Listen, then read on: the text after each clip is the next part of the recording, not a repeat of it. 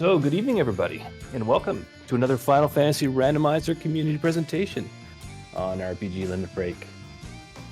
Tonight, Spring Tournament continues with this matchup between LordFizzlebeef and Joshua. Both runners are coming off a win in the round of 64, so they're looking strong. But the wins don't come easy in a single elimination tournament, and only one will be advancing to the round of 16. I'm RockSolid84, joined by tonight's race crew, brought to you by Lord of the Synth on Restream, Danny on tracking, and John as my co-commentator. John's got some audio issues, so we're still waiting for John to come online, but the racers have started, and any moment now, we're going to see the action come up on our screen. We are going to be dealing with a 4 forced party composition, and it's showing now we've got a red mage, a fighter, a black mage, and a second red mage. So not bad for a forced party comp. This party's going to be moving fast and having a lot of access to a lot of magic. But LordFizzlebeef, planning to dan that red mage, has already named one of them dead. So, if you're in chat, get your guesses out. Do we think Joshua's going to keep one of those red mages alive, or go with both of them? A lot of that's going to depend on what we see in level 1 white magic. Very likely that's what these runners are going to go and take a look at first. So, fighter strats, always fun. We're going to be expecting a pretty quick seed here, especially if they can find a weapon that has rolled up. A reminder that the weapons can roll under this current flag set anywhere from -5 to +5. So that's a lot of bonuses if you see it roll up, and consequently if you see it roll down, you are not happy. Classic Gamer 76 checking in chat pointing out that this is not too bad for 4 force, and I definitely agree. For J Trigger 19, since it was a forced party composition, this is actually random. The seed generated a random number between 1 and 6 for each one of the party members and assigned them. And this is what we got. So pretty good, the RNG gods smiling on us today.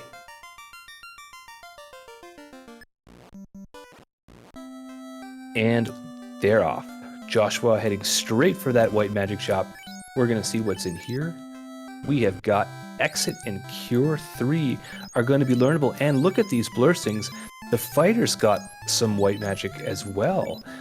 Seeing Brack in level 1 black magic, that's also going to be handy. 3 Brack casters, you're going to be able to handle Tier 1 and Kraken 1 without much problem. So we don't have an early sweeper, but other than that, this is pretty good magic so far.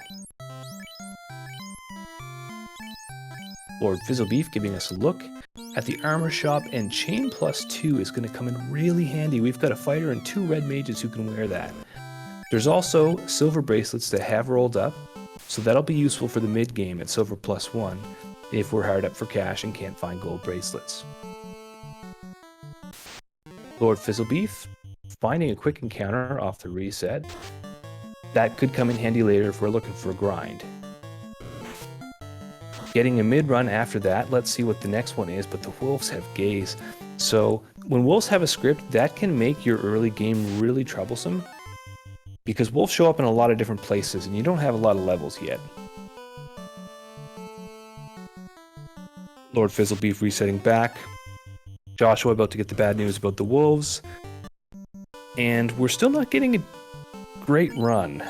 We're about 4 encounters deep into the table. Maybe this 5th run is going to be the one. LordFizzlebeef taking advantage of that free tent. Probably this is the run now. Gonna whip through, try and see if we can get something of value inside Temple of Fiends, and Joshua has encountered bones on the overworld. That is unusual. I think it might be the encounter zone. Maybe there's something going on with the encounter zone up there near Topher, but I can't say that I've ever seen bones on the overworld. LordFizzlebeef exiting out. Doesn't seem to have found too much in the chest. Gonna brack himself some Garland.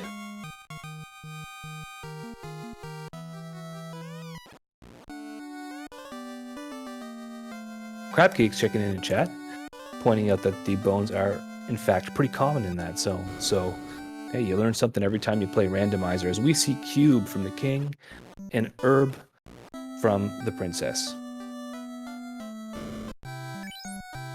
One thing. Hi, Rock. Are you able to hear me okay now? Oh, yes, John. Hello. How are you doing? I'm good. I'm so sorry for the audio issues. I will do my best. I'm working off my phone tonight, so I have a USB mic I have to go buy for my laptop. I apologize. Hey, just call it extreme working from home. It'll be a new sport. It is. So I will I'll mount up my phone on a charger and I'll do my best to help you out. Yeah, no worries. So just relax and get comfortable. I don't know how much you heard about what we've seen so far, but we do have Exit and Brack. That's about as good as it gets for Magic so far. Okay, I see. It looks like we're doing a little cheeky check over to the dwarf quick chest. We do find a pro ring -3, so death protection, but little to no, obviously absorb there. But get an obligatory hooray from the dwarf. Yeah, you're never unhappy to see a pro ring.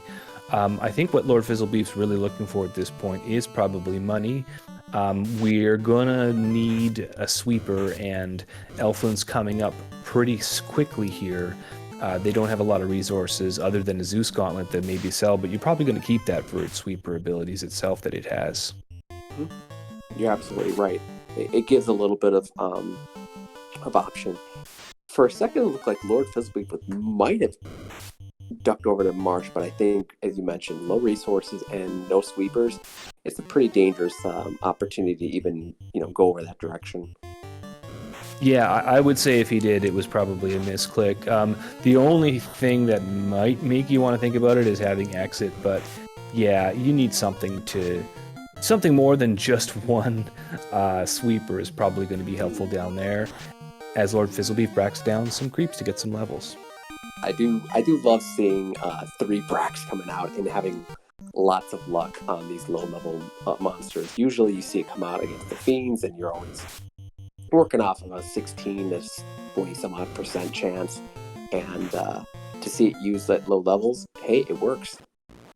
Yeah, Brack's a really good spell, and the best thing that they have access to, LordFizzlebeef is going to check the herb, and we see that it's the chime, so we've actually cut the chime in cube almost right away.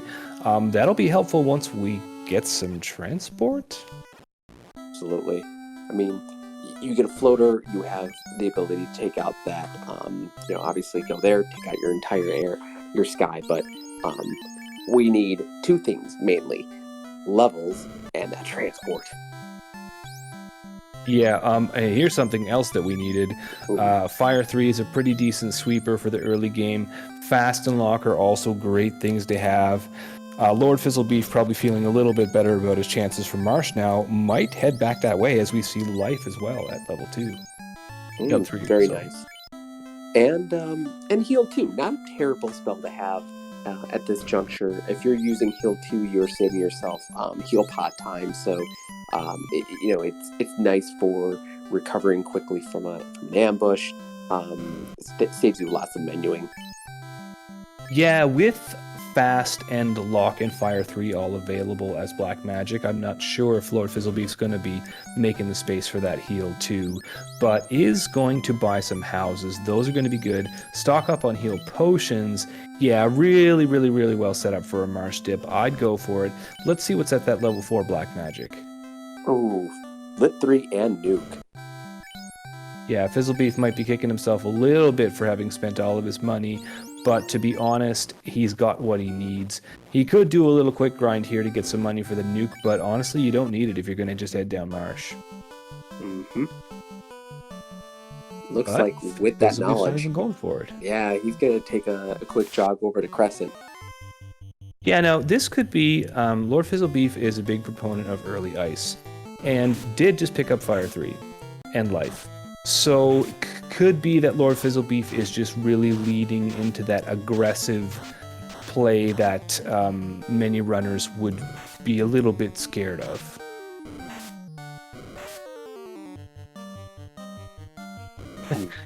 Crab Cake's pointing out in chat that she feels good about the 47th seed chances. Yeah, the seeding in this particular tournament is a little bit deceptive. Let's not have anybody think that there is a big difference in the record between LordFizzlebeef and Joshua, although LordFizzlebeef did have to come in through the play-in race. But the racing placement has been very tight, so the seeding is a bit, shall we say, arbitrary. Mm-hmm. He came out of a very strong heat, and to be quite honest, I had the pleasure of watching, and actually, I believe I commented on the play-in race and the one that he came in first, and he put a grand showing off. I mean, it was a clinic on how to run a fighter comp, and he did that aggressive ice play early on and got a lot of luck on his side. So the seeding is very deceptive. Absolutely, LordFizzlebeef is extremely strong runner, and Joshua, again, no slouch. So this is, I've been looking forward to this match, and why I signed up to help with the crew tonight. These are two great runners. Yeah, I want to vibe on that thread you're on there, but a couple of notable things have happened. We saw gold bracelets, they rolled down at Crescent. We also saw Warp at level 6 Black Magic, and we've got a ship now. It's waiting for us back at the Elfland dock. So LordFizzlebeef is getting the message from this seed strongly, I would say, if you believe in such things. He should be going to Marsh, or at least going back and picking up that ship and checking Bicky. But will he continue on to Ice Cave?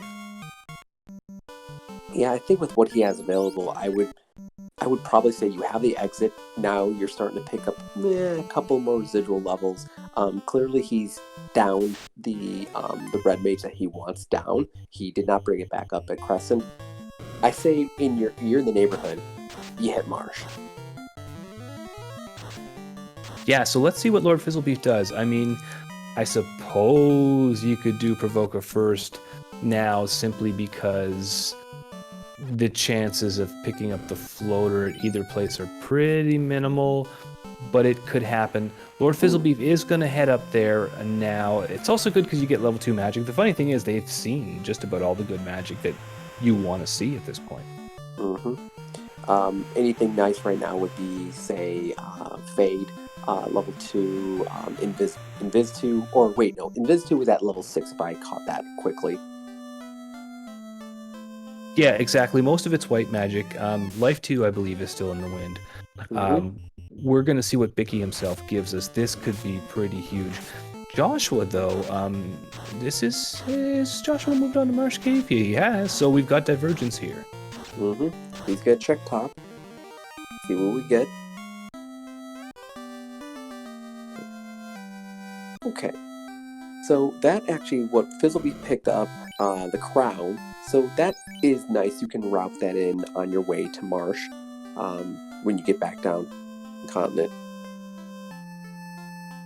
Definitely. I would have liked to see LordFizzlebeef buy some tents, but money looking a little bit tight. Life 2 is here, as well as a helpful little harm 4. Let's check the black magic. We have got Quad X is a great spell. Zap is one that many people like. I'm not a big fan of Zap, but apparently it can help you. LordFizzlebeef, though, going back for that Life 2. Yeah, the fact that his fighter has that additional white magic capabilities is too good to pass up. Now you have 2 casters with Life 2. Looks like he's gonna grab some more pots and maybe didn't see tents picked up, but he's also a very aggressive runner. He has been known to potentially skip a tent or 2. Yeah, and let's talk about that aggression as LordFizzlebeef moves down without needing to check Ice Cave early. We knew that this is something that LordFizzlebeef likes to do. LordFizzlebeef is hoping that this is what separates his run from Joshua. Joshua, on the other hand, making the more conventional play in Marsh, and we haven't seen the item yet. Yeah, it looks like he's been bogged down by a couple of fights on his end. A lot of jumping, a lot of ambushing. Yeah. Now, as much as I find that ice is scary early on, especially when it's guarded by Caribs with frost, that might be the real problem. But with the magic that LordFizzlebeef has, it could be a good play.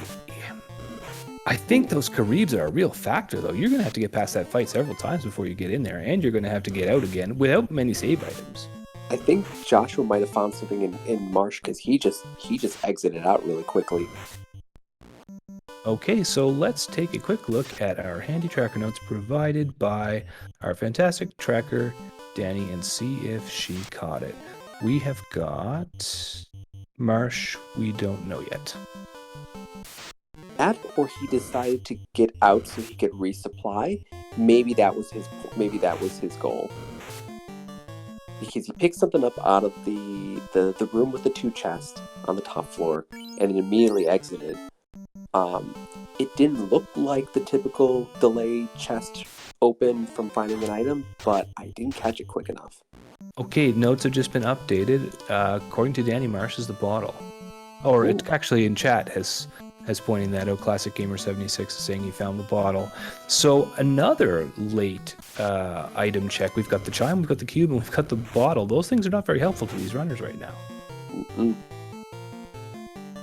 Yeah, based on this knowledge, with Josh knowing that there's a bottle there, I mean, we could have our progression / advancement items potentially hiding behind ice, or obviously Crown could lead to something. We are still waiting to see what that turns into, but Fizzlebeef obviously went right into ice. Yeah, at this point, the canal or the floater will get us out of here. Canal has to be in one of those 2 locations. Mm-hmm. And the floater could be in the other. It's just random chance at that point. It could be anything. Absolutely.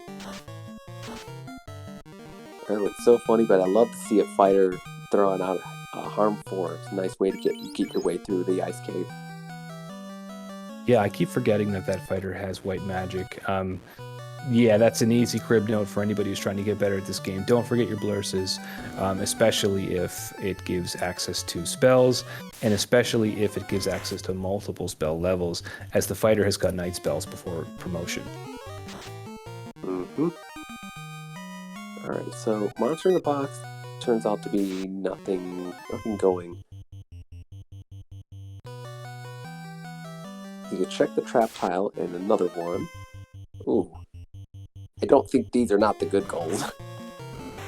No, although it's not terrible to see these because they're not as dangerous and they're going to give great experience. That's 3,000.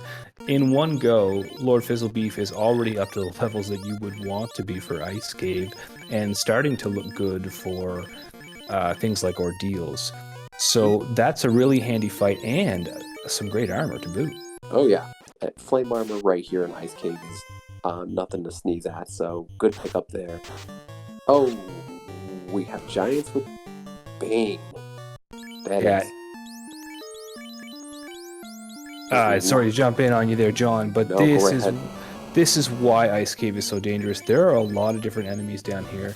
There are required trap tiles that you have to get through to see items. And Lord Fizzlebeef is down in the thick of it right now. Of course, does have that great magic, does have that life too, and is able to bounce back from that adversity. Could have gone a whole different way with those 4 giants casting Bane. Mm-hmm.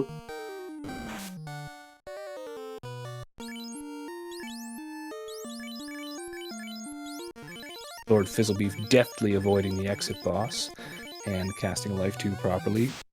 We're going to see, the monster in a box is continue. That's another thing that makes this early ice even more dangerous in the particular flag set. We have monster in a box turned on. That means that, it's just like you see. When you open a box, sometimes you're going to have to do a fight before you can get the item. And they're B-side fights, which means they could be easy, like these ogres and 2 creeps. Or you can get 4 worms. It's beggar's choice. Mm-hmm. And if I'm not mistaken, there are 40 monster in a box scattered through all of the entire game. So if you're good at counting, you can try to keep track as you go along. Otherwise, assume that, I think somebody mentioned it was 1 out of every 6 or 1 out of every 7 was roughly the percentage. Yeah, there's about 240 boxes, I'd say, in the game. So if there's, well, 40 times 6 would be 240. So that sounds about right. Yep. Luckily, he gets out of that room. He did pick up that heal helmet, which obviously is very... You don't want it when you're speedrunning in these kind of things, but the heal helmet's going to be a very nice sell. And there's our way out. Yeah, the canal, and look at this, nice Ice +4 sword. That is doable for endgame in the hands of a fighter when you've got fast, and we do. And he's out. He's not checking more chests. He's gone. Yeah, and it's good play. LordFizzlebeef making it work with that early ice play. Joshua is last locationing ice. Probably not going to lose a whole lot of time, but this does mean that LordFizzlebeef can avoid doing Marsh altogether. Mm-hmm.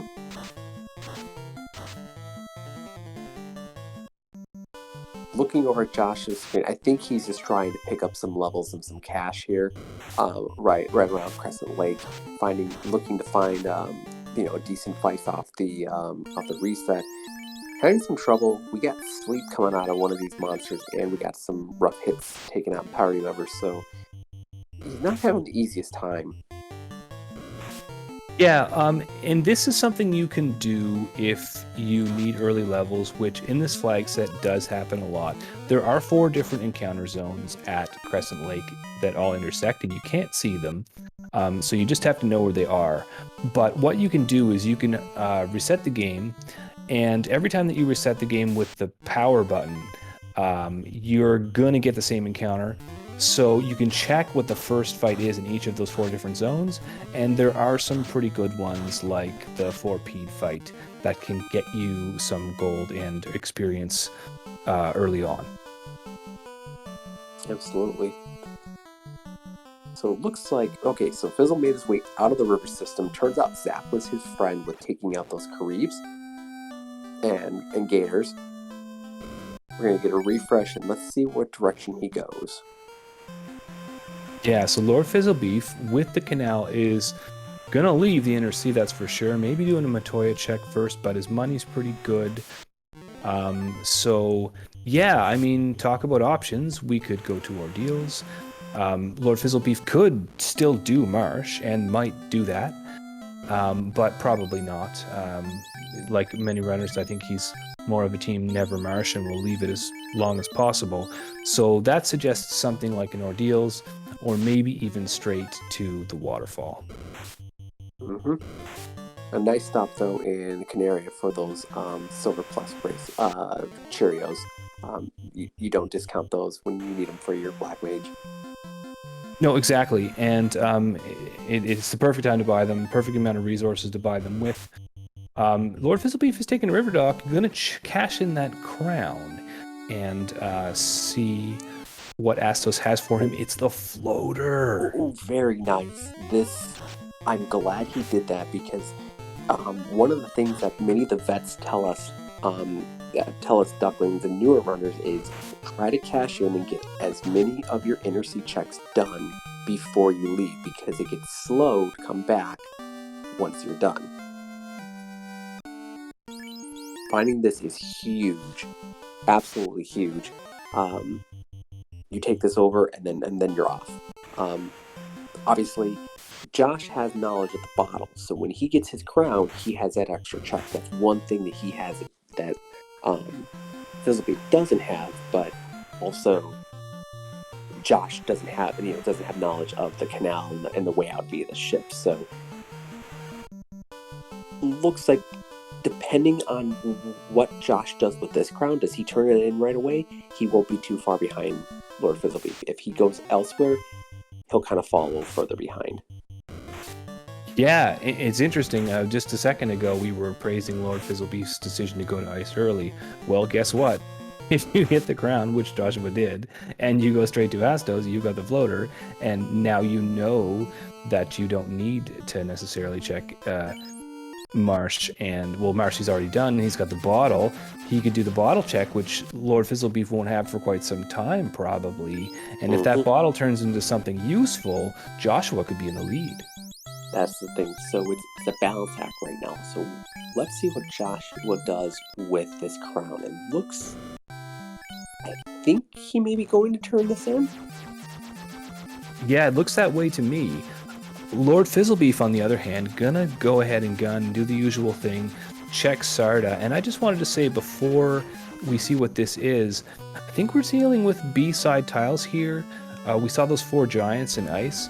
That means that the trap tiles are gonna have a lot of experience as we see Tail at Sarda. That's actually really nice for this party. He's probably going to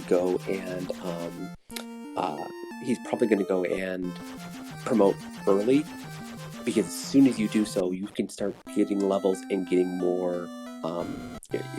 You'll get more. This is the party you want to promote because you'll get access to more spells. This is obviously not a black belt comp where you want to wait. Yeah. Did that fighter just pick up exit at level 5? Because if it did, we've got white mage spells on the fighter. Does he have full white mage spells across the board? You can get it. It is one of the available bonuses for the fighter. So that's white mage before promotion. You don't get them after promotion. And yes, it is heal 3 actually that Lord Fizzlebeef has picked up at level 5. So that fighter really, really strong. And here's Josh. He made the play. He went to go turn in that crown. He's probably feeling really good right now that he can go get his floater and ditch that ship. So he doesn't need to do ice. No, exactly, he doesn't. Now, that does mean he won't pick up that nice ice +4, but, well, there's going to be another one of them floating around somewhere, and there are better swords. So this is overall probably going to work out pretty well for Joshua. Has to get past some mean hydras first, though. All right, let's see where Lord Fizzlebeef goes. Okay, yeah, he's doing promotion. That's very good. When you get the floater, depending on what you have in your, your checklist is usually an immediate starter check because of the free item. You obviously negate the need for your ruby. If you have a bottle, go to Gaia, get your free check there. Maybe check a few magic shops. If you have tail, you promote. And then when you're here, depending on your, I would probably check some boxes while I'm here. Maybe not. Yeah, I wouldn't. Oh, go ahead. No, I was going to say, looks like he's going to go to the Ordeals play. Checking the boxes in Cardia Island, they're an option, but not necessary. You can do them quickly if you do the save in the air, drop, check the box. If it's good, you keep it. If it's bad, you reset. I mean, that's a quick thing, but it looks like he's just trying to go for the see if he has something critical in Ordeals. There's plenty of boxes and Ordeals that you'll grab along the way. Yeah, and that's what I was about to say. There's 2 schools of thoughts on this, and they're both equally valid. In these flags, we have shuffled incentive location. What that means is you don't know exactly where the incentive item is in a given dungeon. Lord Fizzlebeef is in Castle Ordeals right now. Lord Fizzlebeef knows that there's an incentive item in here, but doesn't know exactly which box it's in. And so with these flags, you tend to open up boxes anyways, just hunting for items. So that early Cardia check, still valuable, but could be a waste of time if you end up just randomly picking up the Masamune on your way to finding something in C. So that's where you might not necessarily want to open those boxes early, and it all comes down to your comfort level with what you have and what you think you can do. Alright, so we're going to see what this bottle turns into. It is required. Ooh, we will have to be going into Marsh. Joshua must be feeling really good. He's got a key. He's got an airship. He can do lots of things now. Yeah, this puts Joshua in the exploration lead, and we don't think that Lord Fizzlebeef is going to be heading back to Marsh anytime soon. So what's this key going to turn into? Because if key turns into something like the Oxyale, we could see Lord Fizzlebeef dragging all sorts of checks before finally getting to the right place. If Lord Fizzlebeef drops in and does topside Marsh, he won't be too far behind. But he may also he may not do top first. Based on my runs I've seen him do, he usually does. Okay, key didn't lead to anything very important. It led to Ruby, but it is a required item for your endgame, so didn't give you anything great. However, it's going to give you some access to the spike tiles in Northwest Castle. You can get some of these quick checks here in the garden shed for the elves. Maybe you pick up something there. There's usually something that you can utilize, and with Joshua's party still being unpromoted, any gear you grab is going to be good. Yep. Absolutely, and those spike tiles could be pretty huge. Joshua dipping in, buying a bunch of black magic. Doesn't seem to know about the life at level 3, or maybe just isn't interested. Looks like he's going to go turn in his tail and get promoted.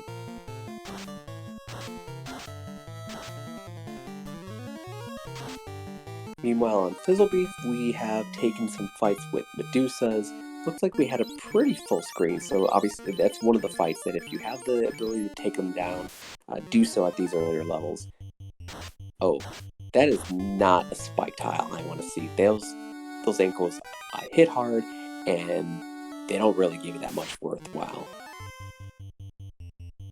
Yeah, just about the only thing I'd be less excited to see would probably be the Phantom. Lord Fizzlebeef continues to check boxes in ordeals. Okay, he knows he has to take this fight if he wants. It's not going to be the important key item. It could be White Shirt or it could be Power Bonk, because those can be hiding behind Monster in a Box. No, nothing going there. Katana -3, that's just cell bait. Yeah, it is, but look at this. Joshua seems to have found Power Cycle Sandworms. That's a great grind. Delicious sandwiches off the Power Cycle. And they are Quad X, Quad Xable. I was thinking of something good to say there, but they are just Quad Xable. Yeah, no, it works. Joshua moving on. Ordeals does have the rod, so it is required, and Lord Fizzlebeef is on his way out. We're going to see a little bit of a high five here. Lord Fizzlebeef, with the rod in hand, probably wanting to know where that Oxyale is, and starting to have to think about making a decision. Do we see him go to Sky now? That's the possibility. Have we seen the vendor item yet? Well, I don't believe we have. I'll take a look at the tracker notes to see if it's there. But, yeah, it doesn't come to my memory that we did. It doesn't look like it. Okay, so there are a couple places we still need to check. I mean, we don't want to dip the on-rack continent because we don't have Oxyale. But we definitely want to find out, here's our vendor item. So we could drop in and check the caravan, also known as Underhill. I don't believe we saw anything over in Gaia, so I believe that town is still out. Yeah, with 2 chances at the vendor item plus waterfall, I'm often going to lean towards going to sea and just gambling that I'll pick up the Oxyale there. Even if I don't, there's going to be value in what else I find, but yeah, with the potential bounce there, Lord Fizzlebeef might be better served doing all the rest of his checks, and indeed, that's what Lord Fizzlebeef is doing, and doing the right thing is in here in Marsh, gonna get that key that we thought would be elusive. Gonna find our bottle, gonna turn that into key. It's gonna dud at the ruby, but again, it gives you some flexibility. Depending on Josh didn't end up doing so, but maybe Lord Fizzlebeef will take that key and go check for more spike tiles in Northwest Castle. I don't think we'll see either of the 2 runners do a drop into, dwarves to check their armory unless you have a TNT because of the time it takes you to just run down there.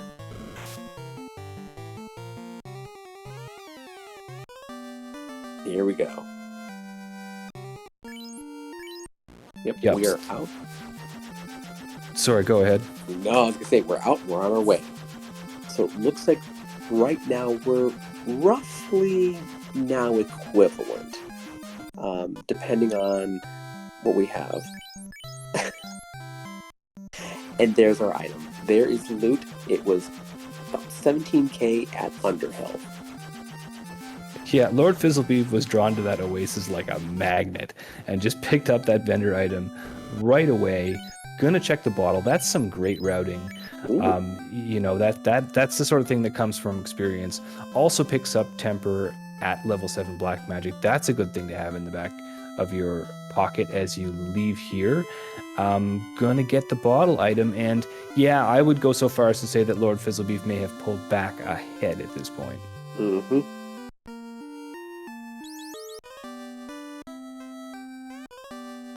Okay, so he's got his key. Joshua is just about to complete ordeals. He gets through a couple of fights and he'll be on his way. Alright, so Lord Fizzlebeef is going to make his move over, and yeah, he's gonna go get the key item first. Doesn't look like he's stopping to do any treasure checks.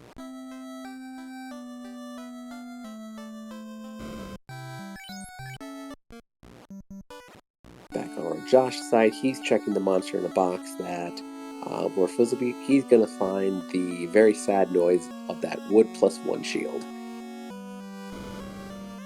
Yeah. Meanwhile, Lord Fizzlebeef, once Lord Fizzlebeef gets the ruby, is going to have terminated this particular quest chain, resets right out of it. That's another smart play. Picks up just a little bit of extra time against exiting out and shows the proper amount of contempt for ruby when you've already got the airship. Now here we go. Lord Fizzlebeef is going into Sky, has figured out that the Oxy Hail is very probably in here. Mm-hmm.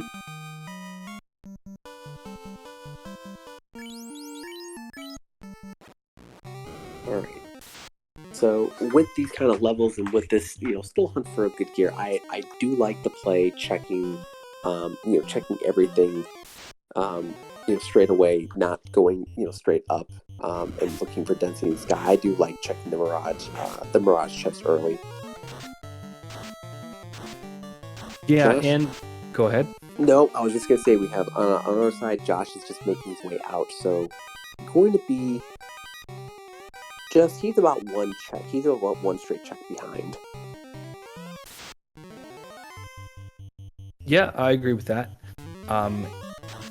Lord Fizzlebeef being in Sky now is going to get a bunch of experience and potentially even some good items as he attempts to dig out this Oxy Ale. So this is going to be a lot of progress. But meanwhile, on the other hand, Joshua's back to hunting sandworms, and there is a saying in this community, first to grind, first to win. So if that's what Joshua's doing, it could be in his favor, but looks to be moving on.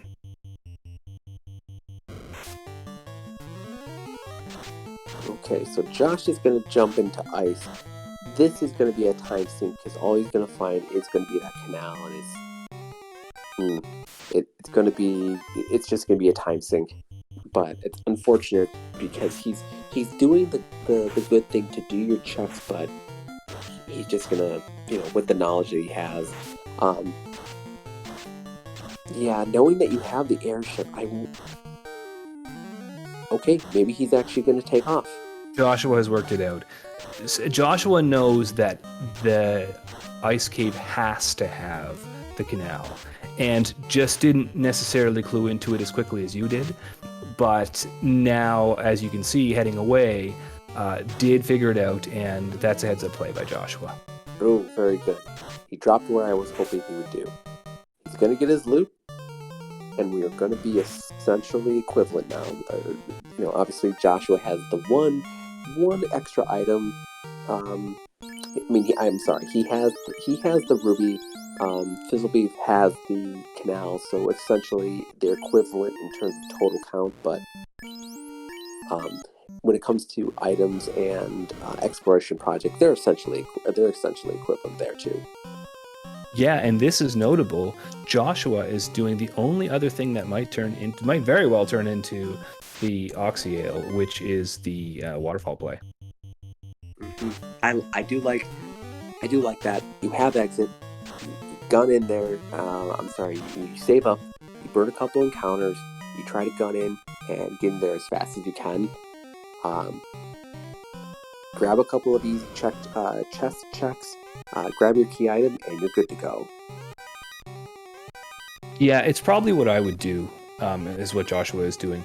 The thing is, LordFizzlebeef's play is good too, because you do get a whole bunch of experience, a whole bunch of items, which is very important for this party, which is relying on that fighter, relying on gear. The other thing is that LordFizzlebeef definitely is going to get a fiend down here, whereas Joshua could end up with a bum item and have to limp over to Sky first before coming back here. Something nice, he found a pretty limp Sun Sword, Sun -4. He did find another Pro Ring, and until you get ribbons, Pro Rings are going to do you just fine. They give you death prevention on certain skills, so you'll take those. Definitely. Pro Rings are something that you can't really forget about when you're playing this game, because there's a lot of things that will instant kill you, and you don't want that. So LordFizzlebeef is continuing to get lots of experience, but hasn't found this incentive item, is going to have to go up at least into Sky proper to find it. If this item is deep, and if Joshua finds the item in Waterfall, we could have another quote-unquote lead change back in Joshua's favor. Meanwhile, though, Joshua's struggling against these Paralisks. They have Thunder. That is not fun. Does get some good turnover, gets off a nuke. It should clear out this entire pack of birds. But wow, that was a very rough skill to find. Looked like, though, he got jumped, and they ended up doing it once, so at least it's deeper in their script. But you don't want to see a really damaging skill like that on a big pack of enemies. No, Joshua's probably fine as long as that encounter's not common and also not ambush happy. LordFizzlebeef picking up a Vorpal +2, so Vorpal fans, get at your Vorpal emotes, because we got ourselves a game changer. And +2 is not a bad. I mean, Vorpal on its own, obviously known, it has some redeeming qualities. Giving it the plus will obviously give it a little bit more. So as of right now, LordFizzlebeef has that Ice +4. So that's your fighter. That's your night weapon. That Vorpal is that's equipable on the red wizard, correct? Yeah, it is, and you could make a case for going the other way around too, putting the Vorpal on the fighter and the Ice Sword on the red mage. I think if you did want to use the Vorpal, though, you'd probably not want to rely on it until the very end of the game. Mm-hmm. Absolutely. LordFizzlebeef getting lucky, getting a lot of single eye encounters. So not obviously the eye grind that we all love, but hey, they're cheap, they're fast, they quick experience. So take those fights whenever you get them. Running from the Gurnagas and the airs, which are always a little more dicey. Okay, so we have Adamant over in Waterfall. So back to fetching. Trying to see how many more checks is Josh going to do. Okay, finds a Pro Cape, not bad. Obviously, it's an item. It slots in your shield.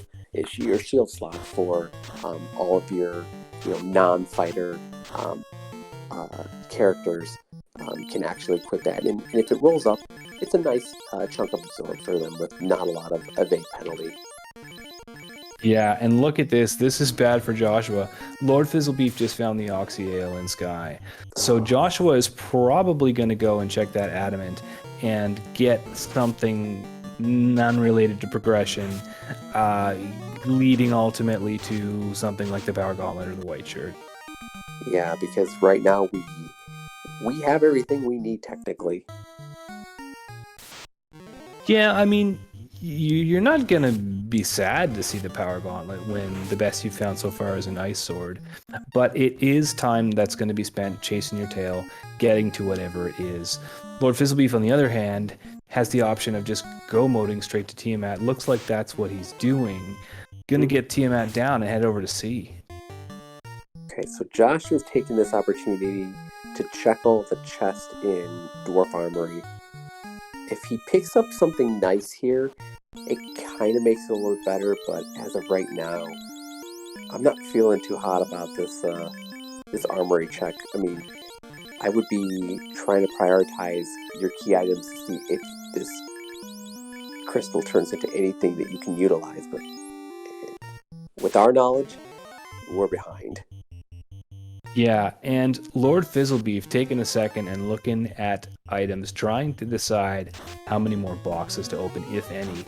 Decides to switch the Vorpal up to the Fighter. My thinking is that's in preparation for potential Warmech sighting here, which the Vorpal will help with and result in a lot of experience for Lord Fizzlebeef. Lord Fizzlebeef may not need to open anything. I believe we're still looking for one elusive ribbon. What's nice is Joshua does find a black shirt +3, so very nice armor for your black wizard. Time and ice protection, but still not a game changer like finding a +3 or +3, 4, 5 Masa or something similar. Does pick up a defense though. That is nice. I like that find. Yeah, a vanilla defense sword isn't going to do much for you when you swing it, but when activated, it casts Ruse. That's 2 stacks of evade, and you only need 6 to be able to dodge just about anything, even at the end of the game. So the defense sword is big, especially when you're a little light on gear, as both of these runners are. I'm really interested to see what Lord Fizzlebeef checks and what Lord Fizzlebeef leaves behind at this point, though. Yep. Okay, so Josh doing what he knows he needs to do, going to Sky. He's eventually going to yank out his Oxyale. While we were yakking, Lord Fizzlebeef pulled out his first orb at around 43 and a half minutes. So he is on his way to his third. I think in this mode, you go Kraken-side, you check super quick chests on your way, and that's it. You don't go out of your way for anything. Yeah, Lord Fizzlebeef is on the hunt for the comfortable sub-hour. The only question is, does he try to go too fast and wind up in a tough Topher with no ribbons? That's the sort of thing that could put Joshua back in the game. Absolutely. No ribbon right now is definitely, that's the dicey thing. You have all of your items that you need to go, but without a ribbon, and I don't know if we've seen Wall. Well, let's go back and check, but I don't think we have, because I was thinking about that just as you were talking about the defensive options they have. According to our tracker notes, we have not seen it. At least it wasn't picked up, and it looks like almost all the spells have been noted here. So yeah, I don't think we've seen Wall yet. And with that being said, Wall is likely not learnable. It's like he's doing the walking grind. He's taking some fights that he can that will yield him some reasonable experience. When he got to the floor right before crack, he turned. Okay, he's gonna make the quick checks in Sharknado, and that's it. But one thing we know about Lord Fizzlebeef, his motto is speed and power. You go fast, you go hard. When you're in the round of 32, I think he might be foregoing the ribbon and just doing what he can. Yeah, I think you might be right, and it makes a lot of sense to at least try Topher. When you're going this fast, you might as well give it a shot. You've got fast, you've got good weapons, maybe you never see those nasty spells. Could get the sub-hour no problem. Based on his pathing, I think I think he could potentially enter Topher at 1 hour, but I don't think we're going to see a completion at that time. But yeah, you're absolutely right. Let's see how the scripts play out. Let's see what we see. Let's see what comes out of those fiends first. But yeah, at this point, we are in complete go mode. Kraken is going to be falling in the next, I'd say, 1 to 2 minutes tops, depending on Brack's success. We'll drop into Volcano, we'll drop into Earth, and there won't be any stopping. And each of those will be, 2 to 3 minutes top each.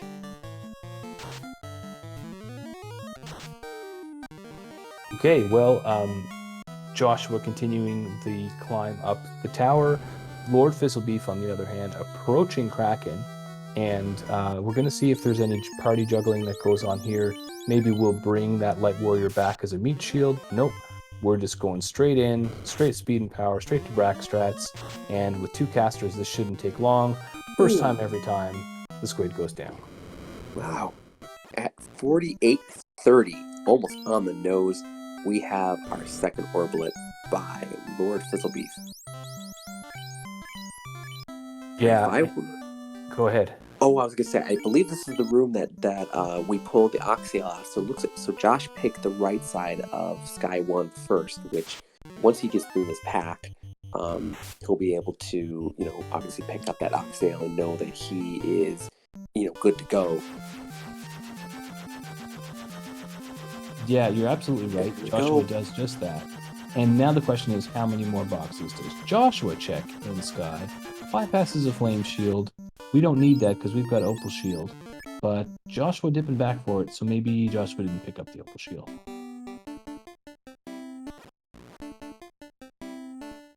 Yep, looks like he's dropping. Yeah, looks like he doesn't have that Opal. Oh, he does. He just forgot it was on his black wizard. Yeah, now this goes to something that one of our other community members, Jat2980, likes to talk about, which is I forget what he called it, but the idea is after you do your promotion, make sure you equip all your new gear. That's an easy thing to forget about, and you can be holding on to something that you found in Matoya's cave and you completely forgot about. So it is a good time just to take a quick look over your inventory and see, hey, is there anything here that I need to put on? It doesn't make a big difference in most cases because the difference between an Iron Shield and an Opal Shield is pretty minor. Yes, the Opal Shield has better absorb, and yes, it has resistance to lightning, but it doesn't tend to make a difference at the speed you get levels in Randomizer. The shield that makes a big difference, no matter what it rolls, is going to be your Aegis shield, just because of the multiple and the better resistances you get off of it. One thing I will note is Joshua I believe he saw that Opal Shield in there and still froze and still didn't do anything with it.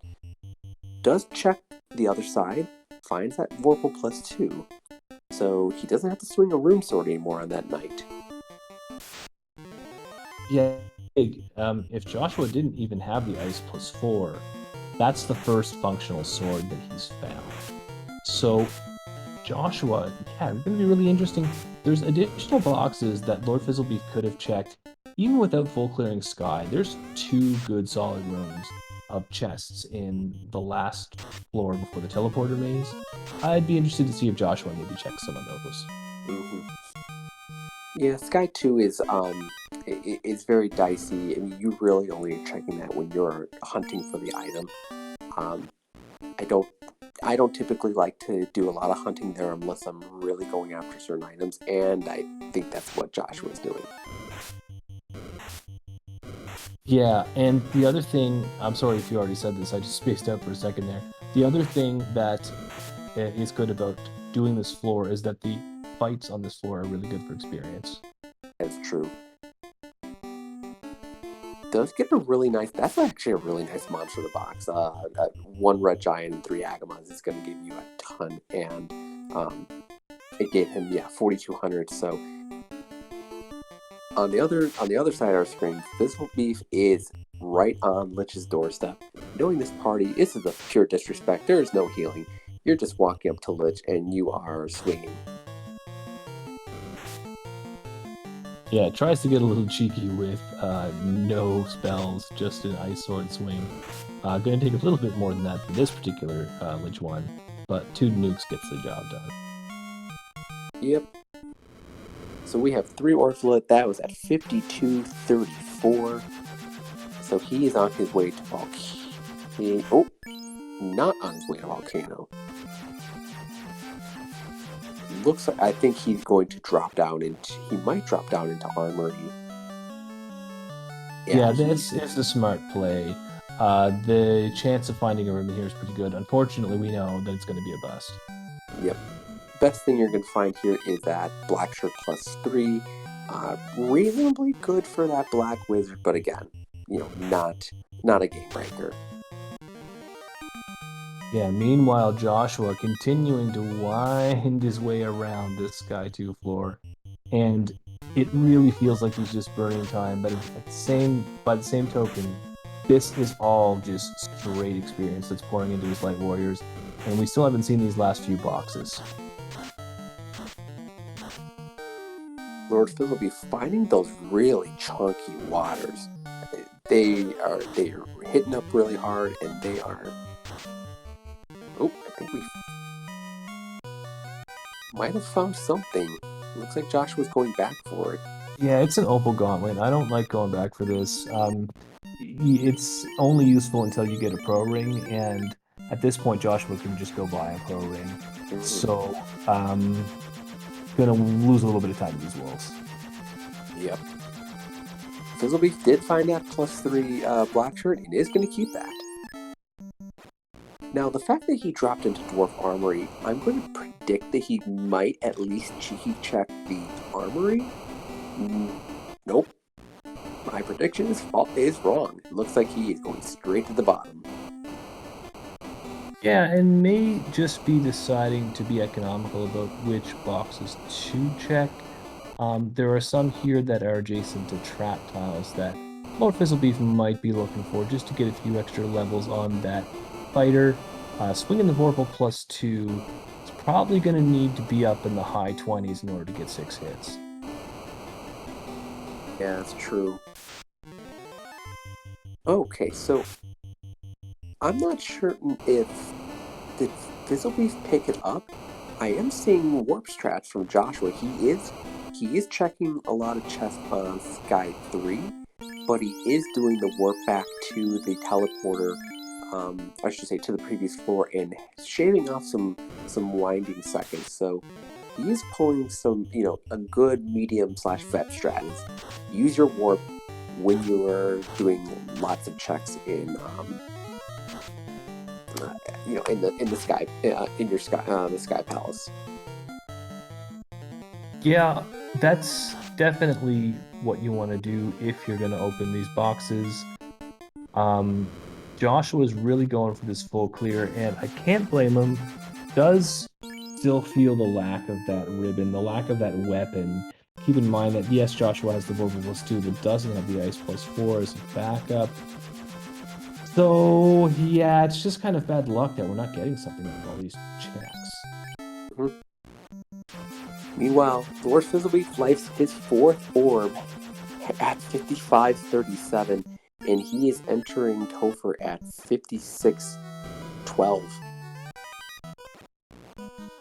Yeah. This is gung-ho. This is speed and power.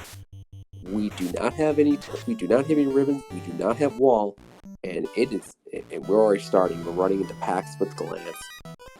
That is going to be the challenge. There's a lot of mean enemies in here. They will have mean scripts, so it's going to be up to the RNG guys what we see and what we don't see.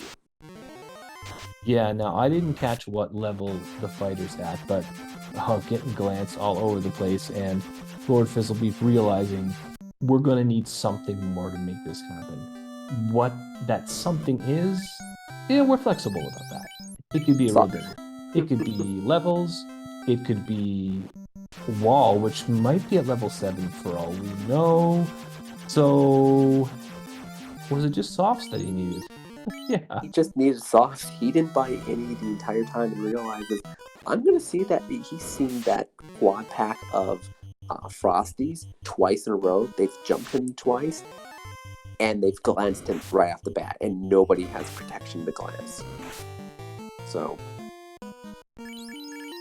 Lord Fizzlebeef showing us that he's made of sterner stuff. Gets a couple of soft potions and heads right back into the action. Joshua, on the other hand, completing Sky. I didn't see those last couple of checks, but I don't think he got anything out of it, or chat would probably be going crazy about it right about now. Thunderclawed pointing out that Lord Fizzlebeef with the greatest toe for adjustment witnessed to date. Let's get a couple of soft thoughts. and this is Lord Fizzlebeef. Lord Fizzlebeef, heal your red wizard. Heal your red wizard. This is why we heal after most of these fights. Oh man, he is skating on thin ice, but that is what he does. Yeah, doing it better than many. Finding 2 fighters just before the validation chest. This could be something that we come back to if we need levels later. The problem with it is, in order to keep the levels, you'd have to exit out and come back. I just did get a quick look at Lord Fizzlebeef. His fighter is only level 25. I wouldn't be comfortable with this, but Lord Fizzlebeef is going for it. You know what? When it is single elimination, and the round is 32, you make these plays, and he made very aggressive plays to get into the brackets when he was in the plane. Okay, now it looks like he's using at least a handful of pots just to get himself. Okay. No, he's dumping all of his heal pots to get caught up. Meanwhile, we have Joshua lights his first orb at 59:23, gets first turn Brack. So very lucky Brack for both of our parties today. Yeah, Brack does have a pretty good chance to land, almost 30%. But it's still great to see it go off first time, and to go off for both runners first time, instead of a slogfest where it takes 14 casts. Lord Fizzlebeef has moved on to Lich 1, drops a fast, showing a little bit of respect, throwing out some fire 3s. Let's see this Ice Sword swing. 78 damage is not very much. This particular Lich actually has some absorb, has actually made it into the 3rd round, but Lord Fizzlebeef is saying you don't get more than fire 3s. You're Lich, you get an Ice Sword, and that's what happens. Lich is down. Yeah, Lich threw out a fire 3 of his own, took a big chunk out of that red wizard without that ribbon. That was 200 damage off that red wizard, and if the fiends are spell happy, it's going to get a little dicey. Looks like he's trying to conserve spellcast because he's not dumping any Cure 4s into his players. That's something he could have done to save up a couple of seconds from all that heal pot menuing, but as we say,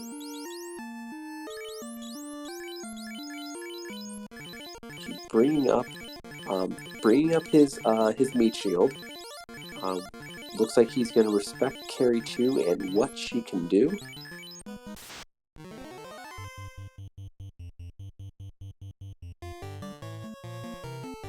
Okay, so we got fast going on the fighter. We have nukes coming out from the Black Wizard, 171 damage. 4 hits, 18 damage if I saw from that knight. We have Lit 2 from Carrie. Rolls up decent damage on that Red Wizard, over 100. Okay, that Red Wizard is down from Carrie. 8 hits, 347 back from that knight. 8 hits, 92 damage. Carrie 2 is down. Lucky for us, we have a life 2 on that knight. Yeah, but man, I don't like how much trouble that Carry 2 just gave us. True, we do have life 2 on the knight. True, we've got the access to fast and temper, but Lord Fizzlebeef doesn't have the defense sword. So we're about to see the real test now. Yep. And one thing Joshua does have, he did those the fetch quests. He got the white shirt from Matoya, so he has access to Invis 2, and as you mentioned, he had access to defense. So 2 rounds, you can have full 6 stacks on your top fighter. Okay, lit 2 again from the from Kraken as leadoff. Looks like we got a really good swing out of that Knight. Oh no, we have Nuke out of Kraken. But the Knight takes him out, and we were able to get everybody back on our feet. That Nuke did not take out the Red Wizard. Yeah, this is speed and power on full display. Basically, the idea is if you've got, especially when you've got the Knight with life magic, which it often does, go ahead and take the bosses at a low level, just throw nukes, fasts, and tempers, and hope that you do enough damage to get it down. So far, it's working for Lord_Fizzlebeef, even surviving that nuke casting Kraken, and already doing a fair bit of damage to Tiamat 1, 2. Meanwhile, Joshua's doing the full clear on the Sharknado floor. Tia so far just swinging at the Knight the first turn, does a lit 2 on the second turn. Getting some good damage out of that Knight. We have Quad X coming out, and Tia 2 is out. Lord_Fizzlebeef is actually on his way to Chaos. He might pull this off, depending on what we see out of this. Yeah, and it's not sub-hour, but it's pretty close if we can get past Chaos, but that's a big if. It all comes down to this. John, Chaos is on the deck, and you got the floor. I will do my best for play-by-play. So we got Temper and Fast going on the Knight. Temper goes out first. Ink comes out. That is practically a free turn. Fast gets on the Knight, and he's swinging. 8 hits, 78 damage. We are going to need more. So we got nukes coming out from Red Wizard 1. Nuclear comes out. Rolls low on the Red Wizard, but takes out that Black Wizard. We're going to do nuke strats. That's not happening. The nuke is gone. We're going to swing with our Knight. Chaos hits hard. 351 still left on that Knight. Oh, we're going to try to cure 4. We are back up. Chaos is very punchy. Oh dear. 6 hits, 88 damage. We got another nuclear. We have Inferno from Chaos. 8 hits, 425. Good damage there. 7 hits, 370 plus. 8 hits, 116. We got some hard hits coming on that. Oh, turn order bites us, and Chaos takes out the Knight. Oh, what a heartbreaking fight that was. Lord_Fizzlebeef must have been very close to getting Chaos down, and it just came down to turn order in the end. Oh. That's hard, but Lord_Fizzlebeef knows that there's a chance that it can happen and is heading right back in. Oh, wow. I mean, it just takes nerves of steel to do something like this. You don't know how lucky you got on those earlier fiends. Mm-hmm. Meanwhile, on Josh's side, while I was playing on Chaos, we have another fiend down, so he has lit his second orb. It was right around 105, I'd say 45. So we have water, so he is now going to his go mode dungeons. What we saw though from Joshua was a lot of checks. He did the entire Sharknado floor. I don't recall seeing anything of note, but maybe. Gurmaduces with Dazzle, so we have lots of stun characters on Fizzlebeef's side. This is not a friendly Topher. No, and Gurmaduce is showing that they can be gatekeepers. Got the stun touch, got the blizzard, LordFizzlebeef experiencing this kind of adversity may decide to turn back, but with the fighter still alive, it's not yet time to get thrown in the towel. We have a Masa sighting. Masa -4. You don't like to see that roll down, but you love to see it's still a Masa. Yeah, I don't know how I'm excited I am about that Masa -4, to be honest with you, because it does affect the crit rate pretty significantly. It's Masa Light. Is it as good as the original? No. But is Masa Light better than Vorpal Plus? I would have to do a number crunch to see, but I think the base damage might still be better, but your crit rate, you mentioned that's a huge hit to the crit. Yeah, the base damage is going to be a lot better, but it is that crit that can sometimes be very important. It's hard to know because LordFizzlebeef was using the Vorpal with its high crit rate, but like this Lich, for example, we were doing very low rolls when we didn't get crits, so that could be something that slows you down. Mm-hmm. So we had first term Harm 4 coming out from the Knight with Fire 3 strats. So looks like he's trying to take him out with his little magic that sucks out of the more important pool. Little Joshua is doing more checks and finds the Twilight Party Pack, or is that the Twilight Fanboy Pack? I can't remember what they call that. The Twilight Wizard Fan Club, I think. Yeah. the one wizard vampire and all his fanboys.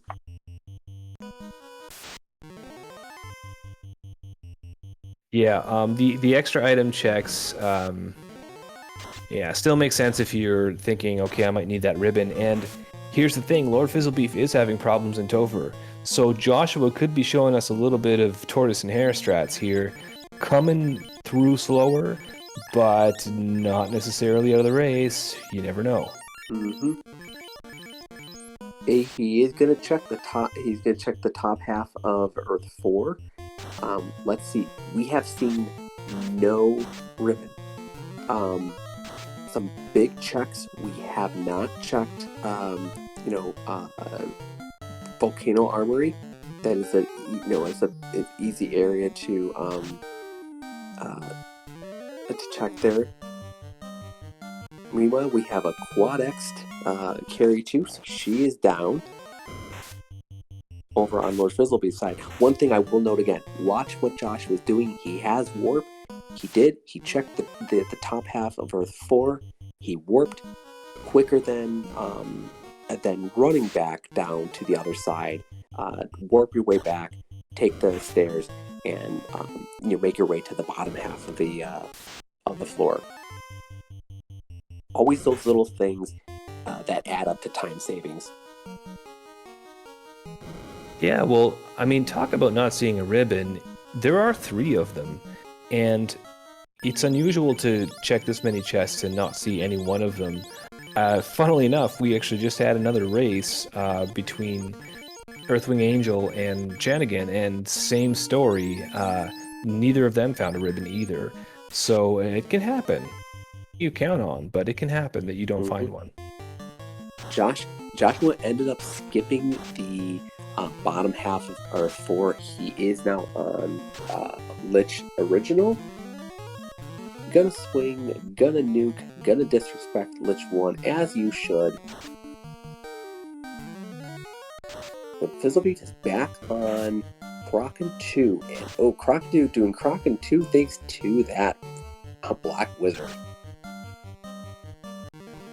But we have Sashimi on the menu for the evening. Kraken 2 is dead. The Black Wizard is right back up with that Life 2, and we are on our way to Tier 2. Yeah. Joshua finding Ruse at the level 5 white magic, and not going to be particularly helpful since we already have the defense sword, but in some situations that can be good. Tiamat 2 is on the screen. We're going with the combination of buffing. Oh, I'm sorry, we're just going with buffing for this first round. We're going to do a big swing and see what we get. 342 damage, that's pretty good. Probably going to switch to nukes here. We're going to get one nuke out for 129. Here's another swing for 448. Very close. Tiamat drops a fire 3. Let's see if this nuke gets the job done. It does not. That's 250 damage. The nukes are still coming. We're going to switch to Quad X. That's perfect. The Quad X doesn't quite drop, though. The Tiamat must be just over 300 HP. We've got a big, strong hit for 276, followed up by a nuke for 146. Yeah, Lord Fizzlebeef was very close with that Quad X, but it was just over 300. Tiamat 2 is down. Something of note is Joshua did pick up his loose bridge. It was in one of the early checks. Does find a dragon +1 armor. Oh, that is nice. Yeah, this is the armory check that Lord Fizzlebeef didn't do. And are we going to find the ribbon here too? Dragon armor is almost as good. We're going to run past these wolves. It's going to take a minute. Let's go back to the main screen as we've got a chaos fight to call. All right, I'll do my best again. We're going to do some changes here. We're going to do fast. We are going to do temper, and we are going to do swings. We're going to try a brack. Ineffective. All right, chaos hits really hard, but hits on that the important red wizard. So we're going to need to possibly watch out for his health. Gets a free turn with that ink. 8 hits 345. Not bad. Not a bad roll there. Okay, we got a second temper on that knight. We're going to do... Let's see here. Big hit on that knight. 304 damage. Fire 3 goes out. Hit of chip damage. Oh my gosh, we have a winner. Brack pulls off the win. Lord Fizzlebeef at roughly 1 hour and 14 minutes. Brack's Chaos. We have ourselves a winner. Get your GGs out in chat. Holy smokes. Are you kidding me? I'm not. What is the chance of Brack on Chaos? It's gotta be what, 2 or 3%? Well, it's probably the 3 of 256, which is even less than that. My gosh. He pulls it off. We're joined by Lord Fizzlebeef in chat, and we're a little bit dumbfounded. We're not quite sure what we just saw. Was that a Bracked Chaos? Sure was, and it took me a few seconds to realize that too. Yes, because I was just doing that for giggles. It wasn't supposed to do anything. Yeah, I mean, I wasn't even.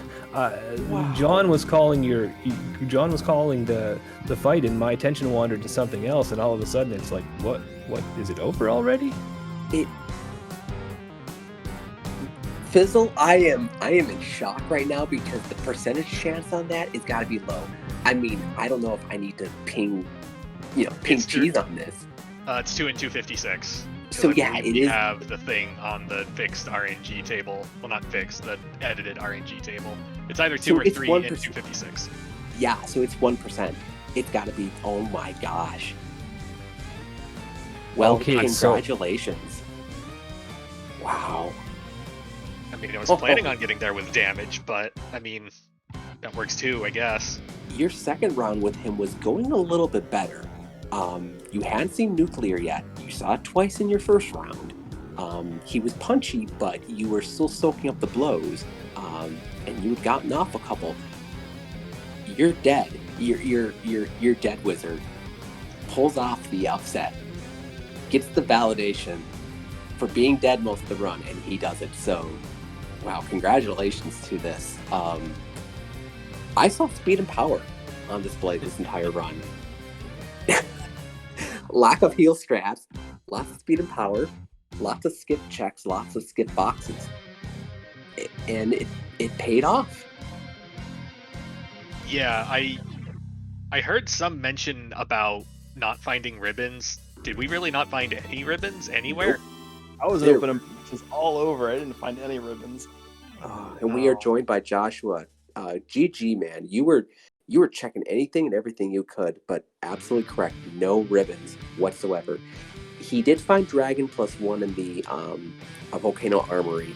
just before he made his way down. He was on his way down to carry, but Yeah, I was doing on my way with the last fiend. I had Dragon and Aegis in the armory, and I'm like, well, what's gonna have to do? And then you won like right on my descent, and I was like, GG, Fizzle. Yeah, wow. that I was out of my mind after that first wipe because I figured you had to have been on my heels because I derped on the early floater. I went and did Ice Cape for no reason, and then I turned in the crown and was just like, well, this is terrible. I guess I have to go really fast now if I'm gonna overcome that derp. Yeah, I was doing a lot of treasure hunting. I took a lot of fights. I could have taken way less fights and probably checked less boxes. I was trying to find that ribbon, but I should have just given up on it. Yeah, that was just bad luck. It was just nowhere for either of you. I mean, and a lot of you checked huge checks. I mean, we had Volcano Armory, we had Dwarf Armory, we had obviously Canaria locked. A couple of cheeky checks that might have had it. We didn't check, obviously, the Elf Garden Shed. We didn't check Northwest Castle for spike tiles or chests. I'm thinking of clumps. Nobody checked the bottom of Marsh because you found the bottle and you exited out right away. Mermaids, we didn't check. We knew it wasn't in Sky because Josh, you full cleared Sky and you didn't find very much up there either. Yeah, 52 box pickup, nada. Oh man, that's the thing is that the checks that you made didn't pan out to anything, but it was a good run, and sometimes 1% is going to 1% you. I saw in Earth Cave there was the Mazza -4 when I pulled the stream up. Josh, did you find anything better than a Vorpal +2? Vorpal +2 on my knight, and I had the Moss on like a red. I did grab that. I did some greed checks in Earth. I checked the little armory on the 4th floor too, and didn't come up with anything down there. Nope. All right. I've always operated under the assumption that if I don't open it in a box, it didn't exist. I didn't think that was going to be literal this seed, but oh wow. But yeah, I'm. So around the time that you were, you obviously didn't go and turn in that crown. Like I thought you were going to maybe route that crown down to Marsh. Fizzle, but you decided to go over to Ice. You obviously sunk some time in. You slogged your way through it, found the canal. So you found your exit out of the inner sea, but you did at least stop quickly before you left at Astos, and you found it, and you were good to go. That being said, Joshua checked Marsh early, found that bottle, which obviously eventually turned into the key. So when he picked up his floater and turned that in, he had the key in hand, which ended up leading to the dug ruby. You showed us all what we do to the ruby after the floater. You disrespected right out of that. But that was about where things started to diverge, and everything started to kind of go off. You ended up doing ordeals before you went to, and found your rod, and then you went to Sky and Mirage, and obviously you found your Oxale, and that puts you in pretty much go mode. And then Joshua, where did you go that kind of puts you a little bit Rock? Where did he go right before he went to Sky that kind of chewed up a little bit of time? What was that? I went to Ice, and then I noped That's out. Right. Like 50 steps in because I realized it was the canal because I looked at my items and I was like, oh wait, we don't need to go here. So then I went to Waterfall and the shop item. Yep. Yeah, we were saying that was good recognition, Josh. I mean, of course, you almost we saw you go into Ice Cave and we thought, oh no, but at the critical juncture, you did recognize that it had to be the canal. You backed out and you did the right thing. You went straight to the caravan, picked up your vendor item, moved on to Waterfall. Unfortunately, we're several steps behind Fizzle at that point. Was Waterfall in one of those spots with no dice? Yeah, was Waterfall the nightmare fetch? Because I never found crystal, I never found either dwarf item, I never found slab, so there had to be between Waterfall and Sea, that was Bonk and White Shirt, and I figured one of them had to be some kind of nightmarish fetch chain. Yeah, Slab must have been in C, and that must turn into the bonk, but I did everything else. It was actually the adamant in the waterfall. So that, of course, turned into the... It was Crystal, I think. Yeah. And then Crystal led to White Shirt. We never saw Okay. TNT, and we didn't see Slab. So that was what we were. That's what we were missing. But yeah, the White Shirt had Joshua gotten to Topher based on what you may or may not have seen on that second chaos fight. Let's operate in a non 1% world. If you had not done well on that second chaos fight, Josh was right about to take out Carrie, he would have had a defense sword plus the White Shirt going into Topher. Still no ribbon, but a little more defensively prepared, plus that Masa -4. If he had entered into Topher around the time that you may have done your third try, we would have been on almost even footing with a little better gear. But 1% is going to 1% every once in a while. If that second dive didn't pan out, I was going to double back and go find whichever white magic shop had ruse in it. Level 5. Okay, because like that setup was about as perfect as a setup as I could wish for that chaos fight. And if I still didn't make it through, I was just gonna swallow my pride and go get ruse. I had the defense. I did pull that out somewhere. That was... Wow, where was that? Was that Sky? Or was that... Was that Sky or... I think that may have been a... Danny is saying that it was Matoya. Matoya. Oh, that's right. I apologize. Thank you, Danny. Oh, Matoya and your boxes that don't exist ever. That was funny because Fizzle, you said the same exact thing in the playoff. Because what was it in Matoya in that run? I think it was like a +4 Excalibur, and you're like, oh no, it doesn't exist. Matoya never exists. Gotta go fast. Gotta go hard. In my defense, I probably should have opened those boxes in that run, but like without a crystal, like I ain't going to Matoya. I ain't got time for that. Mm-hmm. And besides, I got a Vorpal +2. I got everything I need, and I've got access to all of white magic. I'm told there's spells in that. What do I need a defense for? I don't think I saw Wall either.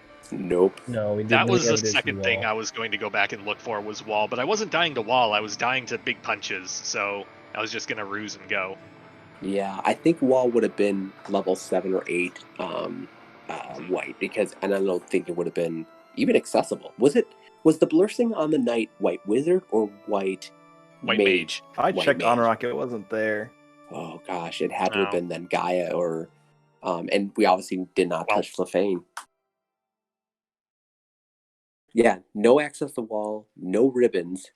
It was, what got a little bit dicey was, Fizzle, when you were reaching some of those second fiends, they were whipping out like Lit 2, Fire 3, etc. It wasn't hitting too hard in your knight, but your secondary characters were taking upwards 150 to 200 a pop on some of those spells, and that's where you really feel the need of that ribbon. It's like the elemental damage you kind of dismiss, but then all of a sudden it was adding up, and there were a couple times where I'm like, is he going to make it through? And you would usually pull out with 2 characters and be able to res the third and make your way down, but... I think I kind of want to disagree with that, actually. Lit 2 and Fire 3 are kind of optimal scenarios for me. By the time I hit Topher, I'm in my mid-20s. My MDEF is good enough that those aren't going to be real spells anymore. Like, Lit 2 is just going to plink for, 30, 40 damage. Fire 3 will maybe muster over 100 if I get unlucky. Otherwise, it's going to be in, the 60 to 80 range. Those are whatever. I've got infinite sources of healing and life, too. Whatever, fine, we're good to go. There's a very short list of spells that I want a ribbon for. I want a ribbon for Bane, I want a ribbon for Crack, I want a ribbon for Inferno. That might actually be the list. And technically, because I didn't have access to a Pro Ring, I want a ribbon for Rub and Quad-X. Yeah. That's the thing. I think, what did we see? We had Gurmedusa's had Blizzard, and if I'm not mistaken, they had Stun Touch. And then you had, obviously, there's some chatter from chat saying that the way to fix a Topher is to go out and go get more softs. Because you ran into 2 straight frosty packs and decided to stone you. And you said, I'm going to go get softs, and I'm good to go. Because the first time it's just like, this is a fluke, this isn't going to happen again, and when it happens again immediately, it's just like, better safe than sorry, let's take 2 seconds and go get some softs. Yeah. Rock, I have been hogging the post-game interview. Please step in. What questions do you have for our runners? This was a whole load of fun, but wow. Yeah, no, we definitely saw a lot in that race, and I think we've done a pretty good recap here. I guess the only question left is, Fizzle, how did you feel about seeing that 4-forced roll that 4-forced?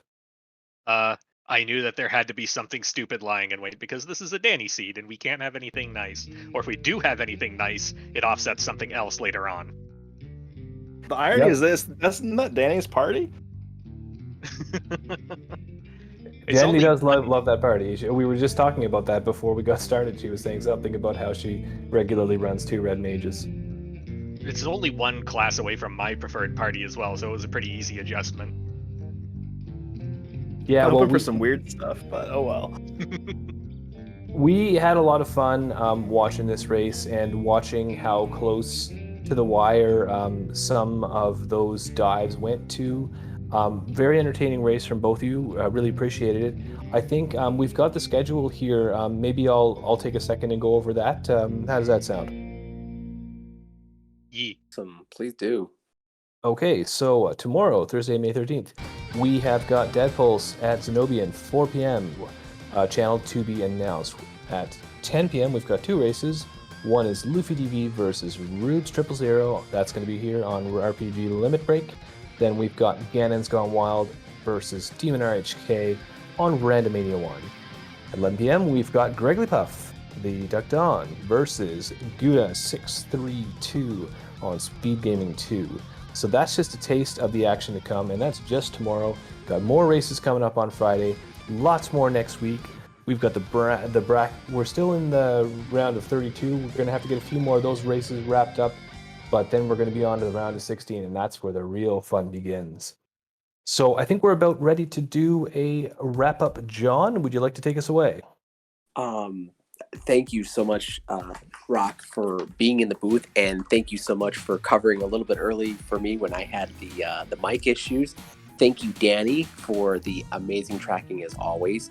Thank you to our restreamer, Lord of the Synth. You do always a fantastic job. Thank you to RPG Limit Break for hosting us, having us. Thank you to chat for being amazing as always and chipping in and helping out. Sorry I could not participate.